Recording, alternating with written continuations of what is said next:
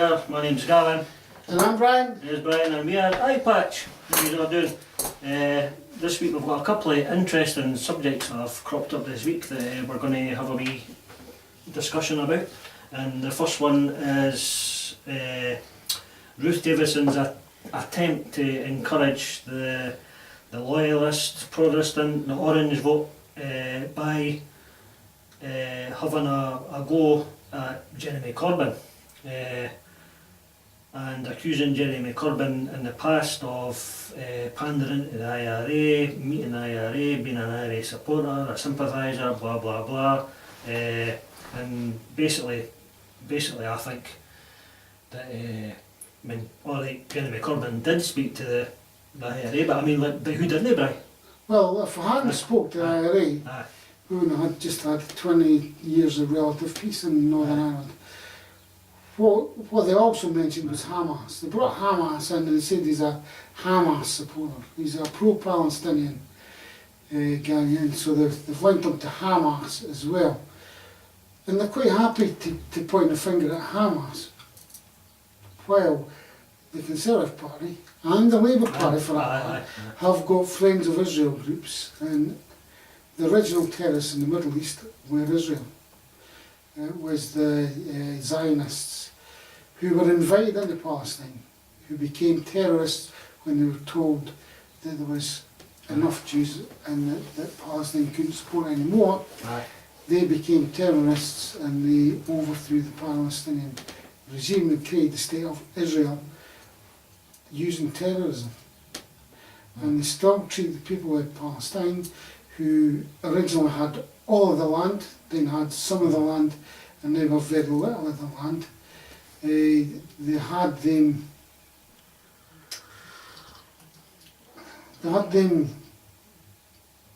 as the terrorists from the 70s or something. In the 40s it was the Israelis that were the terrorists, and it's the Israelis that are the cause of modern terrorism. And basically what we're saying here is that Ruth Davidson's having she's got a cheek coming on. She's got having a wee pop at Corbyn and basically Labour Party. She's having a pop at Corbyn. If we went back to the 70s and 80s and all that, we would probably find under the Freedom of Information Act and all that, and blah blah blah, the Tories and the Labour Party back then were talking to the IRA, negotiating whatever. Well, blah, blah, they both did. So it wasn't like an unusual thing to happen. John Major's government were in talks with the IRA to try and end the violence in Northern Ireland. And obviously Tony Blair's government was as well, because it was him that ended up signing the Good Friday Agreement. Well, Major lost power before he brokered the agreement, and Blair come in, hoovered up and won. But the people who were talking to would have been the likes of Sinn Féin MPs, because Sinn Féin have had MPs for quite a long time. They never took the seats up. And it's not just been like Martin McGuinness they probably all talked to him, but it wasn't just him, it would have probably been McGuinness and Adams. McGuinness and Gerry Adams. Were both MPs, and they both could have legitimately taken up the seats in House of Commons, but they would not swear an oath to the Queen. And what they're conveniently, if they're getting as well, is that obviously these governments were talking to guys like McGuinness and Gerry Adams, but obviously they were talking to guys. They were obviously talking to like the other. They were talking to them, but we're painting them now as terrorists. But these were legitimately, democratically elected representatives of the people of Northern Ireland. So I mean, whoever was talking to these people, it wasn't as if they were going into some back room and having a so basically what we're saying is illicit chat. They were talking to guys like Martin McGuinness, right, who was an elected MP, right, but had links. One of the Chuckle brothers, who had links to the IRA, right? But then they were also talking to like Dr. Ian Paisley, right? Ian Paisley, who was Martin McGuinness, shared a laugh and a joke. They were years after everybody thought they would never have sat at the table. What I'm saying is that Ian Paisley was also an elected MP, and they were who has links to the other terrorist organisations. Well, and I mean that's what I'm saying. Talking is the best way. So Ruth Davidson's attempt here to get votes right, for basically the loyalist, Protestant, orange, Unionist. unionist, basically unionist vote in Scotland is she's basically like getting desperate, right? And why is she getting desperate? In my book, she's trying to. It's a deflection, distraction away from other important matters that have been happening over the last couple of days. Well, so where's getting hammered over the rape clause? Hammered over the rape clause. I think she's lost that argument. I think so. I should hope so. I would hope she's lost it. I should hope so. I would hope she lost that argument. I think the people of Scotland have seen right through about that one. I've only met, to tell the truth, I've only met one person in the last couple of weeks through talking about the rape clause. I've only met one person that supported it. One person, which is no bad.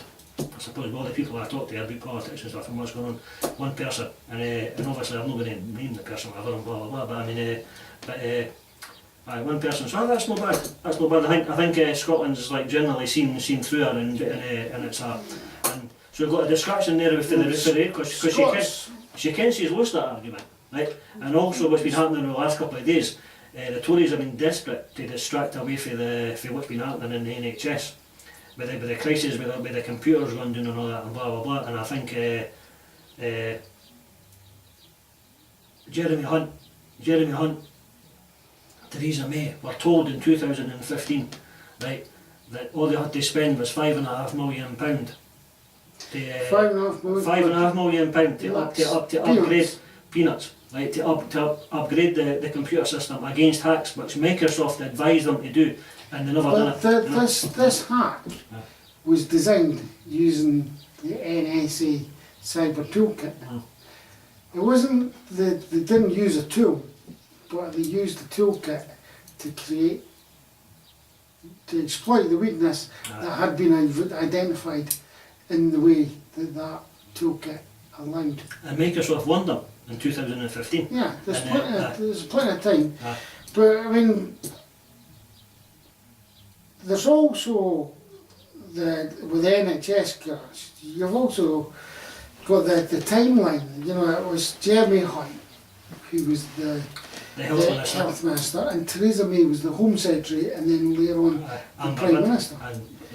And now, when she was Home Secretary, she should have been advising on the defence, the security, as in the GCHQ. So basically, all that sort of stuff. So basically, looking at the GCHQ, then they've not been doing their job right, even though they've had massive funding and stuff. Right, so they've not been their job right. But what did they know?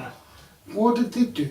And why are we spending all that money on them? Now, would it not be better giving them £5.5 million less? And paying for an upgrade for the NHS systems? I'll answer your questions, right. You said, what did they know? I'll say, they were told. They were told that it was a possibility that the computer hack in the NHS was going to happen, and they were told to upgrade the system. But those are rhetorical questions. Did they do it? No. But they're rhetorical questions. Right. The questions that everybody should be asking. Right. They don't need an answer. They don't need an answer. We should know what they are. We should know it should all be black and white, but it isn't. It's all clandestine, all hidden from us, for our own good. But we should all think, what were they doing? What were they up to?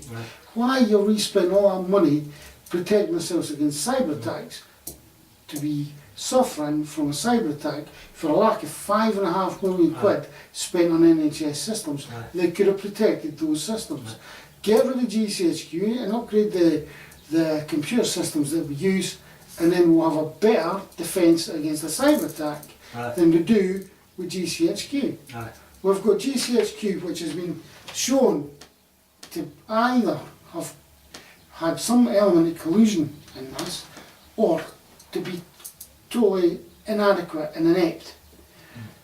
And at the same time, we've got 200 billion getting spent on an upgrade of Trident, a weapon system that we cannot use. Now, this is another thing that they're attacking Jeremy Corbyn on, is Trident, because he won't use it. But we can use it, because that's the end of human existence on this planet. if we fired all our nuclear weapons and everybody in the world did the same, there would be no habitable planet left. We'd be gone. The whole race is a no-win scenario. We wouldn't be arguing about NHS anymore, put it that way. No, we wouldn't have it. And we wouldn't be arguing about the loyalists anymore as We well. wouldn't need to worry. We wouldn't be arguing about Ireland or Palestine. We wouldn't be arguing about anything, like, because everything would be completely Eradicated. gone. Aye. Would be eradicated Maybe as that's, a maybe that's what they want. And you know, we could already be dying Aye. right now from nuclear fallout, So- nuclear problems caused by Fukushima that's poisoning the oceans. And I've got a question for you then, right? If this crisis, right, had happened at any other time, right, like the NHS cases I'm talking about, these computers crashing and the GCHQ not doing their job right, and blah blah blah, right? If this has happened at any time, would you reckon would have Well, I would- who would the media be back? Well, what I would be thinking right and then now, whose heads would be getting called right for? now, the media, Right, they should be asking for Jeremy Hunt's head on a stick. I agree. They should be asking for Theresa May's head on a stick. I And they agree. should be asking for Amber Rudd's head on a stick. I agree. We should have heads on the bottom. Somebody's responsible. Somebody's responsible, but they seem The to. Corby should be the same. Right. Oh, look at the bonny blue. Aye. Look at the bonny blue there. Aye. They should be. We should absolutely be Aye. getting. And if that had just been like a Scottish issue, looking at the Oh, Scottish government, right? We can The imagine. minister. You can imagine how the like a ton of bricks that the media would have came down on the SNP and The minister would be and done. the Scottish government holiday. first minister would be done, Aye. and the SNP would be crucified. Aye. Everybody. Well, definitely. Aye. Aye. All three, and it would be party wide, Aye. and it would be everybody, and And just to be like be non-biased here, if that did happen to the SNP and the SNP were responsible, I would expect the SNP ministers to get their heads rolled for that, because they would obviously not be doing their job right. well, Yeah. the thing is with the SNP and Scotland at the moment, we can only spend money according to what they spend in NHS England. So if Jeremy Hunt holds back on £5.5 million, then that lump of money can't be given to the Scottish NHS, because our NHS, the funds that we get in a block grant, is a reflection of Right. what they choose to Right. spend. It's not what we can afford. It's nothing to do with what we can afford. It's not to do with what they can afford. It's what they choose to spend money on. And If they don't spend the money, we can't get the consequential. We don't get the consequential, we can't do it. But even with that, and something as serious as this, if it had happened in Scotland and not in the rest of the UK or the world where this one the is, SNP would be getting crucified, basically. the SNP would be getting crucified. And the ministers responsible would be getting crucified as well. No, obviously. I mean, And the but, whole lot. but basically, you've got to think about it and say, right, ask yourself a question, right? Why is the media no crucifying them? And it's basically it just comes down to the simple fact There's no need to. and it We've got right-wing unionist media. basically and the it BBC comes down is to biased. is that the Tory government are basically trying to privatise the NHS in England by the back door, right? And the media know it, and they didn't want to They're expose not it. trying. No. They're already doing it. Oh, that's what I meant. Trying and doing it. They're not trying. They're already. They're They're already. That's why they're- Jeremy Hunt's very much they're- in place. they're He's a already- success. They already are privatising the Yeah, NHS. he's a success. Right, and then that's why they're not going to have a go at Jeremy Hunt No, and that's why, because and he's head roll succeeding. because he's succeeding in privatising. According to his brief, he is succeeding. And that's why his head's not rolling. Yeah. It's as simple as that.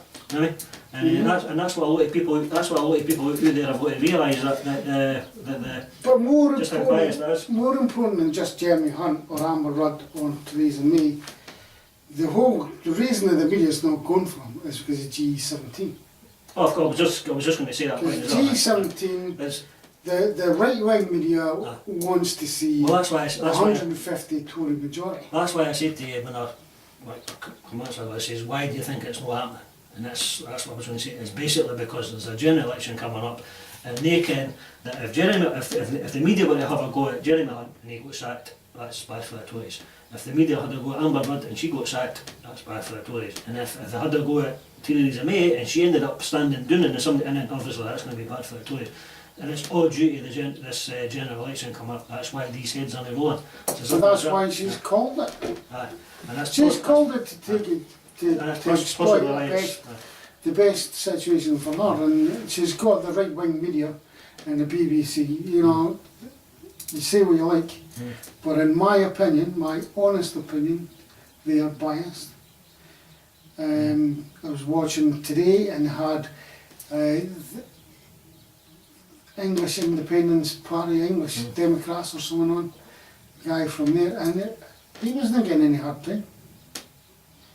You had that Quarty, is it Quarty Kazang or whatever? He's a black guy who's a Tory MP, and he was on there, and he was basically saying that it's a really good idea, but he was a unionist.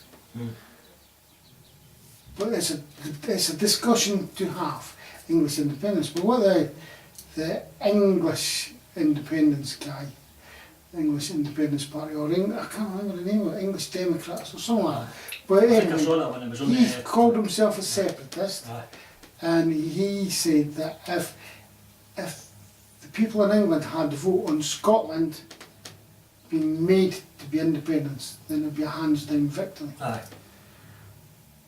But it's not the people in England that are against Scotland being independence. It's the British nationalists, and both all over the UK. It's the system. It's the establishment and the British nationalists which are in the system, because there's British nationalists can be English guys, Scottish guys, Welsh guys, any. I would have liked to have said to the guy that, yeah, I support you fully. England should be democratic, but his opinion was not that England would be leaving anything. His opinion that they would be booting Scotland out, and you know, that's just completely unhealthy.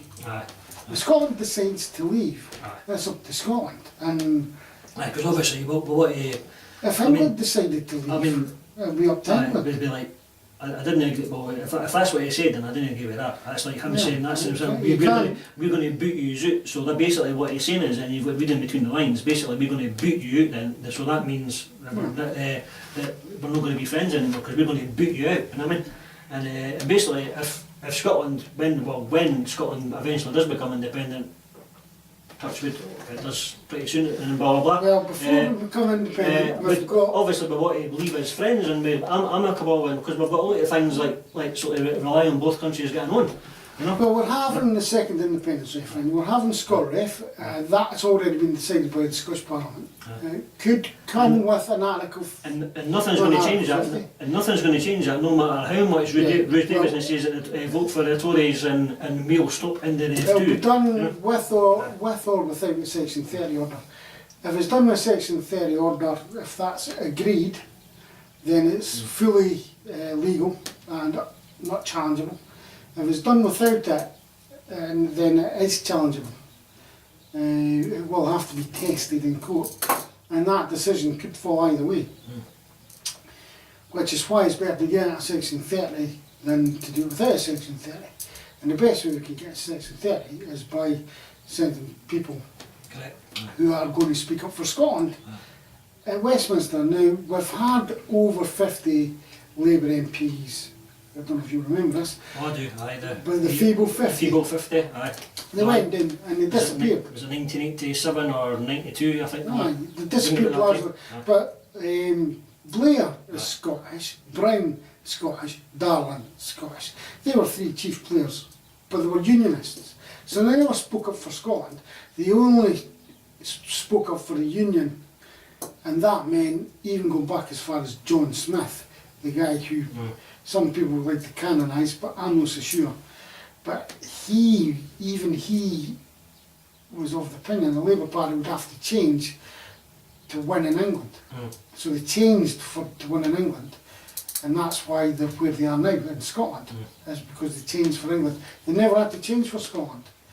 I mean, Labour, just after Second World War, when this country was absolutely broke, they decided that they would adopt the Highland and Islands Health Board as a national scheme, and they nationalised the NHSs.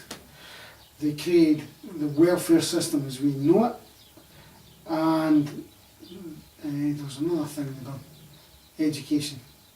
So it's health, welfare, education, squared away, free. And that's when the country was really broke, just after the Second World War. And the Tory government are ripping them all up.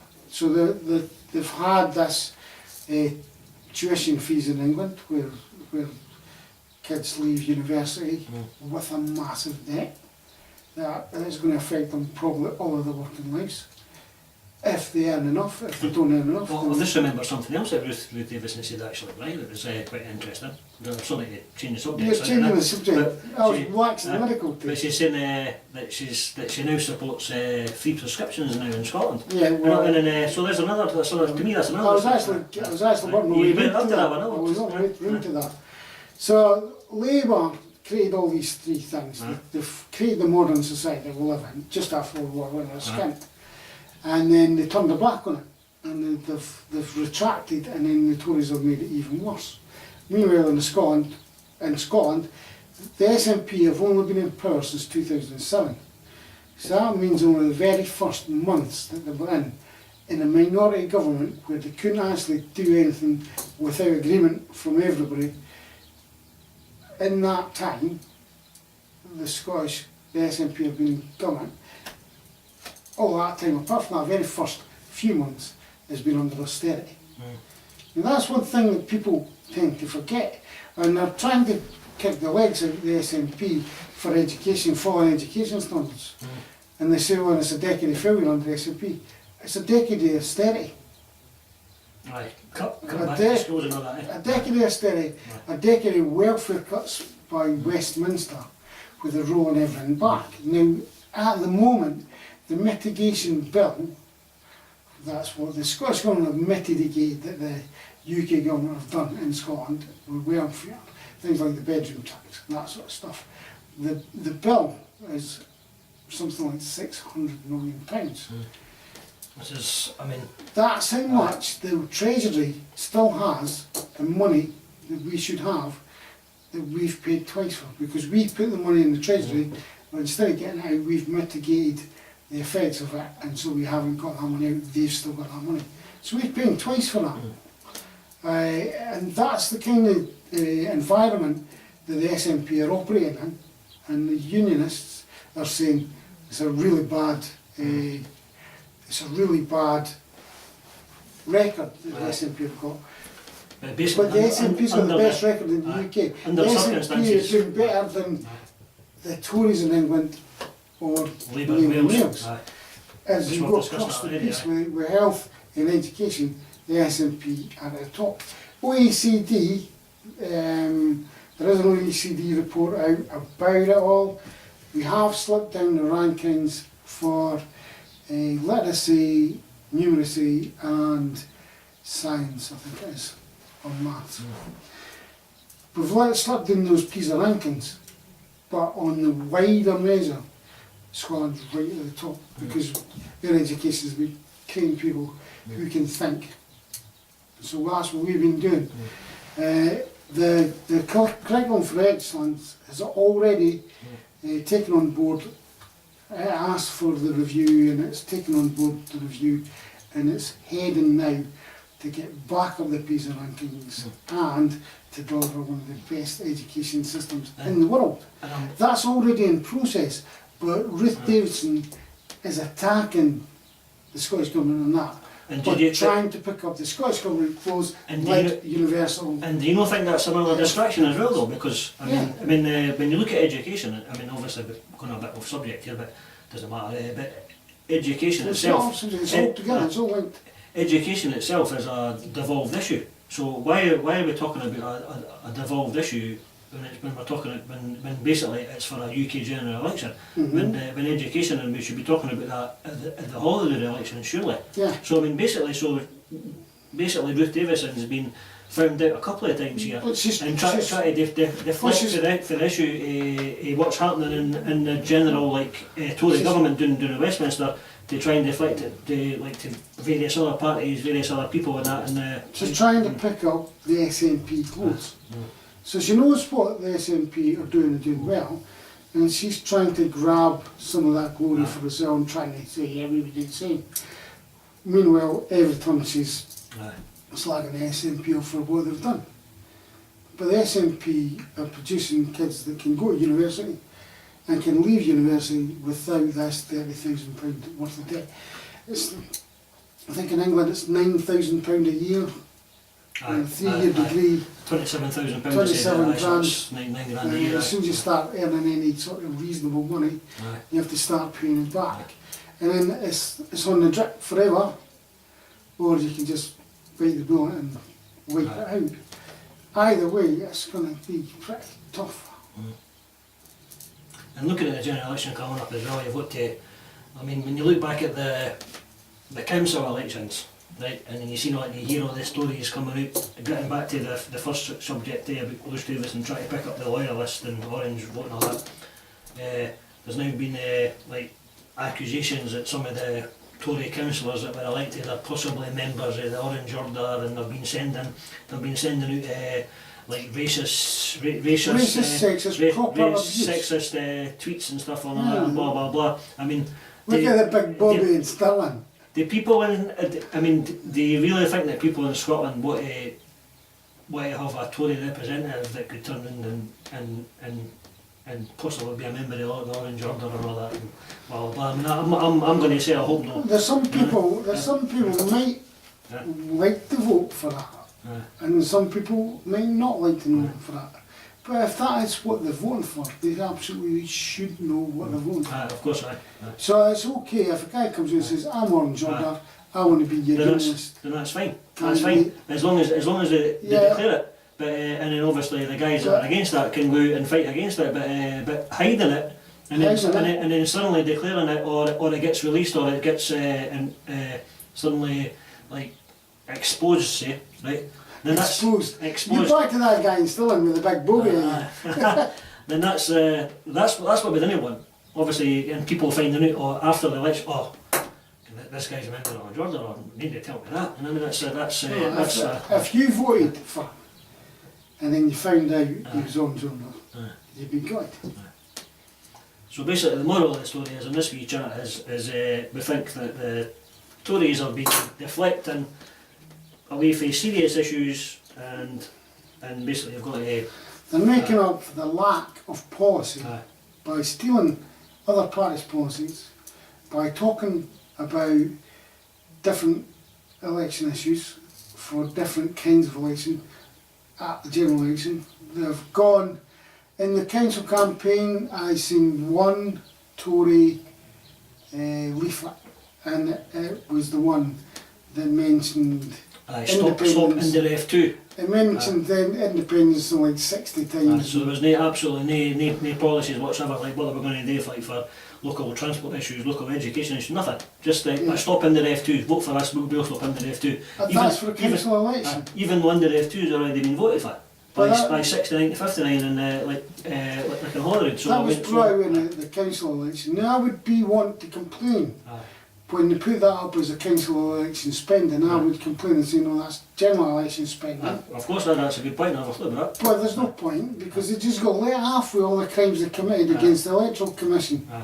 So what's the point of having an Electoral Commission when they just do what they want and get away with it? So the moral story is just keep an eye on it and read between the lines. Didn't listen to what didn't listen too much to what the Tories are saying, especially with Davis, and question what the media are saying. That's it. Well, this is why Scottish education has been set up the way it's been set up. It's to create people that can think. So you've got to think. Instead of listen to just what's said, you've got to think about what's happening. Think out the box. Yeah. That's it. Don't listen to the BBC. Get online and investigate it for yourself. And do your digital strategy to make sure they're the decent websites find the source, Right. see what else they said, see what the track record's like, and then discern what the truth of what they're saying is. Yeah. And think modus operandi.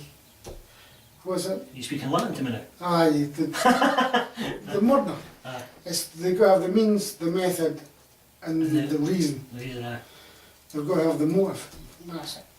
So it's the means, method, and motive. So think the same sort of Detective Columbo way about everything that you're told in any media story. Things that's not been reported on this NHS crash is that it came from an NSA toolkit. Oh, exactly. And it wasn't the toolkit was actually used itself, they didn't use a patch from that, but they used methodology in the toolkit and understanding and the insights that toolkit was built around. They used all that information to create the weapon that done the damage. Aye.